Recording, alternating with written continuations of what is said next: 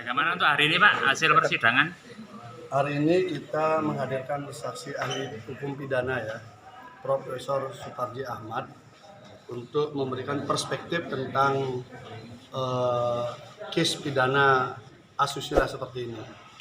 Jadi tadi membedah soal masalah status visum secara hukum, persyaratan formil, persyaratan material, kemudian soal kesaksian tunggal daripada korban yang tidak didukung oleh nama-nama yang disebutkan korban, itu bagaimana statusnya, soal pasal 65 perbarengan, konkursus itu ketika salah satu atau dua peristiwa itu tidak terbukti bagaimana. Jadi lebih pada penggalian ilmu hukum pidana untuk memberikan perspektif dan penguatan, termasuk juga kita tanyakan soal posisi keyakinan hakim di dalam sebuah perkara yang harus dilakukan. Apakah murni harus berangkat dari alat-alat bukti persidangan atau keyakinan hakim itu bisa datang dari luar. Artinya kan kadang peradilan opini, tekanan publik, kan itu. Tapi tadi disampaikan oleh saksi ahli bahwa keyakinan hakim itu harus tumbuh dari fakta-fakta persidangan, bukan dari tempat yang lain. Nah, ini kan mudah-mudahan bisa menjadi panduan kita bersama kan. Kan ujungnya nanti kan hakim yang memutuskan. Begitu juga saya sempat coba menanyakan karena gregetan juga, bagaimana sih caranya mengatasi sebuah rekayasa kasus hukum gitu loh, sehingga hukum kita ini tidak dipenuhi oleh rekayasa. Ada nggak mekanisme? Ternyata beliau kesulitan juga menggambarkan itu. Karena kalau polisinya menyimpang, udah ada polisi. Kalau dokternya menyimpang, ada dokter. Nah, saya tanya, ini kan satu rangkaian. Kalau misalnya satu rangkaian ketidaksempurnaan penyidikan dipaksakan bagaimana? Ya itu tampaknya belum ada instrumennya. Apalagi beberapa saksi yang sebenarnya memenuhi kualifikasi saksi palsu, sesuai dengan keterangan ahli tadi, itu sudah dilindungi oleh lembaga LPSK. Ini kan sudah terstruktur sistematis dan masif cara kerjanya. Jadi memang ada kekuatan yang tidak tampak yang bekerja. Dan ketika kami mencoba mengurai itu, tampaknya menghadapi tembok tebal juga. Karena saksi yang kira-kira bisa memandu ke arah sana, yang membuka kotak Pandora itu kan kemarin sudah tidak dikabulkan untuk dihadirkan gitu. Karena kalau dari situ kita tahu dengan alat bukti yang ada, sepertinya kita akan bisa buka. Total berapa saksi? Ini saksi ahli aja deh. Total sudah berapa saksi nggak saat ini, Pak? Pidana yang dihadirkan lagi, apa keterangan ahli pidana yang kemarin itu kurang? Ya memberikan perspektif yang berbeda kan. Tapi ternyata hampir sama juga, khususnya soal validitas. Visum itu sama-sama kalau misalnya nggak memenuhi syarat validitas, nggak memenuhi syarat formil, memang nggak bisa dipakai. Istilahnya begini, ketika alat bukti itu meragukan, maka tidak bisa dipakai untuk meyakinkan. Nah, kira-kira gitu. Kalau alat bukti itu meragukan, maka tidak bisa dipakai untuk meyakinkan.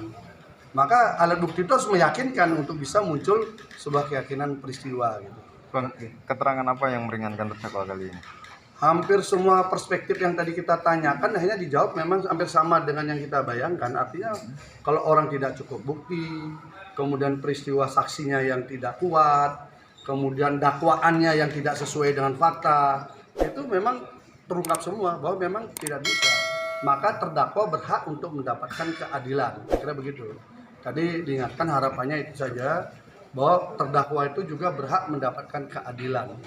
Dan tempatnya adalah di pengadilan. Untuk agenda besok? Agenda besok saksi lagi. Saksi ahli juga? Kita coba, mudah-mudahan bisa ya, kita coba ahli juga. Karena ini kan penting sekali. Karena urusan perspektif pidana dan perspektif soal visum.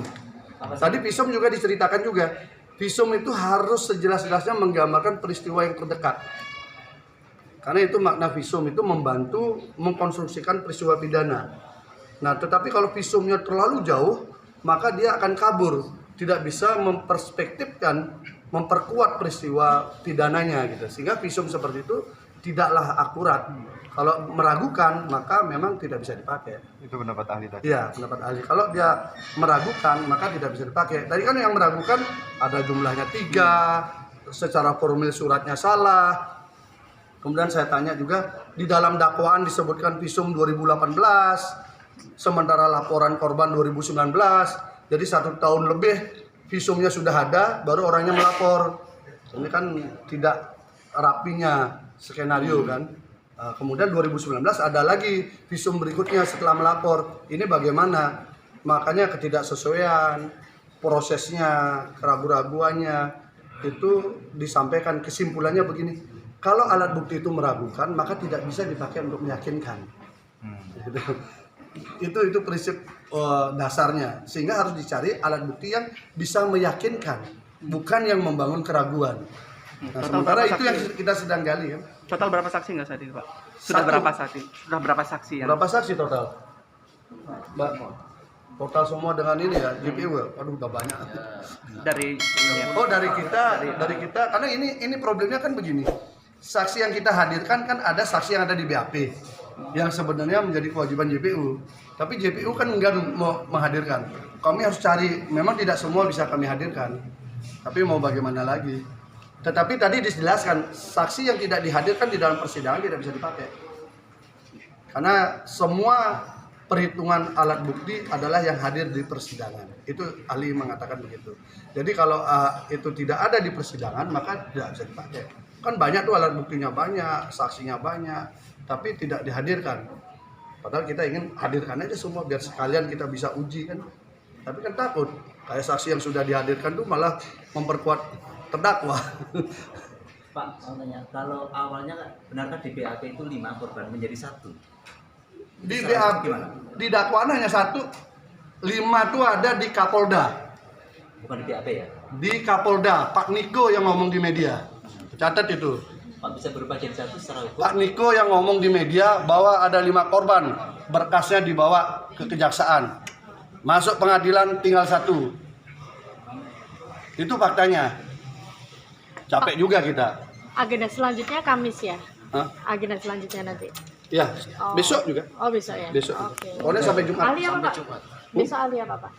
Adalah. Oke. Takutnya nanti kalau kita bilang nanti lah. Oke, siap-siap, makasih. Ya, makasih.